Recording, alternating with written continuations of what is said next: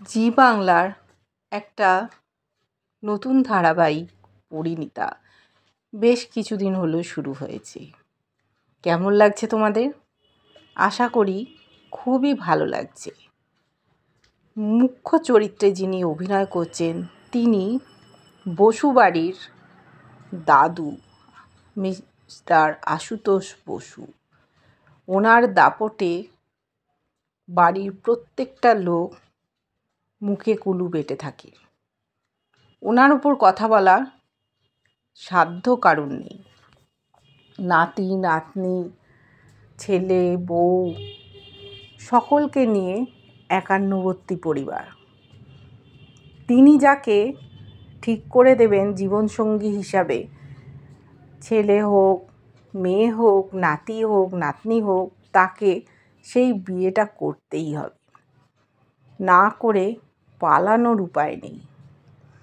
উনি ভীষণ রাশভারী মানুষ, ওনাকে কেউ চটাতে চায় না। ওনারই এক নাতি রায়ান, তার সাথে বিয়ে দিয়েছেন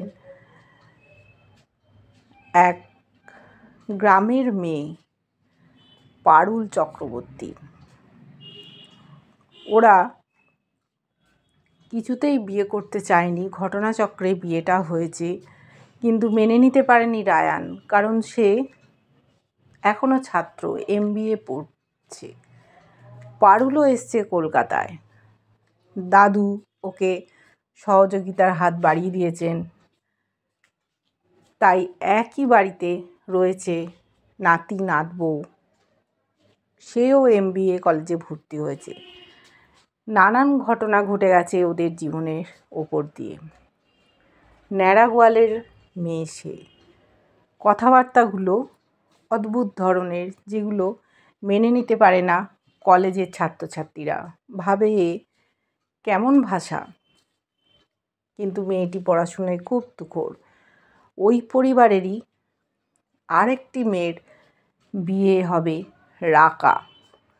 সেই রাকা একটি ছেলেকে ভালোবাসতো, কিন্তু ঘটনাচক্রে দাদুর সাথে আলাপ হয়েছিল সুস্নাত নামক একটি লোকের। দেখেই পছন্দ হয়েছে। বাড়িতে ছিল এক জামাই, সেই বিয়ের বন্দোবস্তটা করে দিয়েছে। সফল একজন ব্যবসায়ী, তার কোম্পানি আছে। বয়স অনেকটা হলেও নাতনির সাথে বিয়ে ঠিক করে ফেলেছেন উনি, কিন্তু রাকা কিছুতেই বিয়ে করতে রাজি নয়। এই নিয়ে পরিবারের মধ্যে চরম অশান্তি হচ্ছে। উনি জোর করে বিয়ে দেওয়ার চেষ্টা করেন, বিয়েগুলো সফলতা পায় না।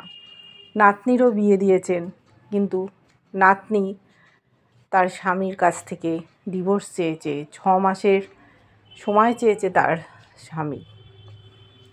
আদৌ কি তাদের মিল হবে? সেই মেয়েটি আধুনিক মনস্ক একটি মেয়ে, ন্যাড়াগোয়াল নামক একটি গ্রামে। সে কিছুতেই মানিয়ে নিতে পারছে না ওদের কালচার, ওদের যে বাসস্থান, সমস্তই ছোটবেলা থেকে বড় হয়ে ওঠা সাথে কিছুই মেলে না, সেই জন্য মানাতে পারছে না। রাকার বিয়েটা কিছুতেই পারুল রায়ান দেবে না। একসাথে ওর বিয়েটা পণ্ড করবে দাদুর বিরুদ্ধে গিয়ে। অনেক ঝঞ্ঝার মধ্যে দিয়ে ওরা চেষ্টা করেছে সুস্নাত ছেলেটাকে ঠক প্রমাণ করতে। এর আগে 3টে বিয়ে করেছে, নকল সব নাটকের দল নিয়ে এসেছিল পুলিশ সেজে, ওর নকল বউ সেজে। কিন্তু শিরিন নামক একটি মেয়ে আছে, রায়ানকে খুব ভালোবাসে, বলেনি হয়তো কোনো দিন। তাদেরই ব্যবস্থাপনায় সুস্নাতকে ওদেরই ঘরে আটকে রাখা হয়েছিল, কিন্তু পারুলের কথাতেই দাদু এই বিয়েটা ভাঙতে বাধ্য হয়েছিলেন। এটা মেনে নিতে পারেনি শিরিন। রায়ান পারুলকে আস্তে আস্তে ভালোবাসতে শুরু করে দিই এইটা চায়নি, তাই সুস্নাতকে ছেড়ে দিয়েছিল। ও এসে দাদুকে অসম্মানজনক কথা শুনিয়ে গেছে যে আপনার কোনো ভয়েস নেই পরিবারের, আপনি মাথা হলেও কেউ আপনার কথা শোনে না, এরা আমাকে জোর করে ধরে নিয়ে গেছিলো, আমি এই বিয়েটা করব না। কিন্তু আমি ইচ্ছে করলে পুলিশে কমপ্লেন করতে পারতাম, করিনি, কারণ আমি এখন বাইরে যাব, আমার পাসপোর্ট ভিসার ব্যাপার আছে। ছেলেটি বড় অদ্ভুত, রোবট টাইপের, শুধু ব্যবসা, তার কথাবার্তা সাধারণ আর 5 জনের মতো নয়। এবার দাদু চরম রেগে গিয়ে তারই ছেলেকে মারতে শুরু করেছিলেন। পারুল আটকে দিয়েছিল, বলেছিল, দাদু, কারুর তো অপরাধ না, অপরাধ আমার, প্রয়োজনে আপনি আমাকে শাস্তি দিন। আমি জানি আপনার অসম্মান হয়েছে, আমার খুব কষ্ট লাগছে। উনি বলেছেন যে ছেলেটিকে রাখা বিয়ে করতে চায়, তুমি যদি তাকে সঠিক প্রমাণ করতে পারো, আমি কালই তার সাথে রাখার বিয়ে দিয়ে দেবো। ছেলেটি খুব ব্রিলিয়ান্ট, এমটেক ফাইনাল ইয়ার।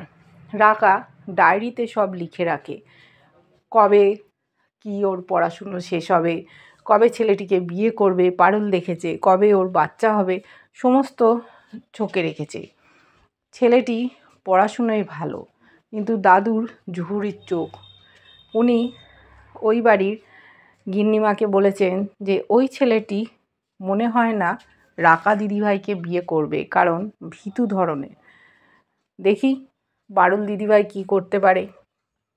আমার চোখ না পারুলের চোখ, দেখি কারটা ঠিক। যথারীতি পরের দিন ওরা গেছে ছেলেটির বাড়িতে, রাকা, রায়ান, পারুল। ছেলেটিকে দেখেছি মা বাবার সাথে আলোচনা করছে কোন মেয়েকে বিয়ে করবে। অনেক বড় চাকরির অফার পেয়েছে, মাথা ঘুরে গেছে। ডাক্তার মেয়ে, আরও অনেক ধরনের মেয়ের সম্বন্ধ আসছে, দেখতে সুন্দরী। সেই সময় গেছে এরা, ওকে চিনতেই পারছিল না। রাকা অবাক হয়ে গেছে যে পরিবারের কেউ বলেনি, কেন বলেনি। এখন আর রাকাকে পছন্দ হচ্ছে না। রাকা সাধারণ একটা মেয়ে, পড়াশুনোয় মোটামুটি। এখন 1 কোটি টাকার ও প্যাকেজ পেয়েছে একটা বড় কোম্পানিতে, তাই আর মাথার ঠিক নেই। পারুল বলেছিল বিয়ের ব্যাপারে, ভালোবাসার ব্যাপারে তোমার টাকা পয়সা এসব আসছে কোথা থেকে, কিন্তু ও বিয়ে করতে আর চায় না, এটাই শেষ কথা। দাদুর সাথে দেখা করা তো অনেক দূরের কথা, বলছে আমি দাদুর হাতে পায়ে ধরে আমি একে বিয়ে করার কথা বলবো। বুঝতে পারছে না রাকা ও কাকে ভালোবেসেছিল, ছুটে বেরিয়ে গেছে। পারুল বলেছে ও তোমায় রিফিউজ করলো, দাঁড়াও না, ওকে কীরকমভাবে জব্দ করতে হয় আমি দেখে নেবো, তুমি ওকে ছুঁড়ে ফেলে দেবে। রাকা মানতে পারছিল না, দাদুকে গিয়ে কি কৈফিয়ত দেবে। দাদু চ্যালেঞ্জ করেছিল ওই ছেলেটাকে ও ভালো প্রমাণ করবে তবেই রাকার সাথে বিয়ে দেবে, কিন্তু দাদুই সঠিক, ছেলেটি সুবিধের না। ভালো চাকরি পেতেই রাকার সাথে সমস্ত সম্পর্ক ছিন্ন করে দিতে 1 মুহূর্ত সময় নেয়নি। তাই এবার দেখব পারুল রায়ান কীভাবে দাদুর সামনে রাকাকে নিয়ে গিয়ে উপস্থিত করে। আর ছেলেটি যে একটা ঠকবাজ, রাকার মন নিয়ে ছিনিমিনি খেললো, এরা কত কাণ্ড করলো, নাটক করলো, বিয়ে ভাঙলো, দাদুর অসম্মান হলো, তার দাম কে দেবে? এইবার কি হবে? দাদু তো ভয়ঙ্কর মানুষ, নিজের ছেলেকে এই বয়সে উনি মারছেন, নাতি নাতনি, ছেলে বউ মেয়ে সবার সামনে।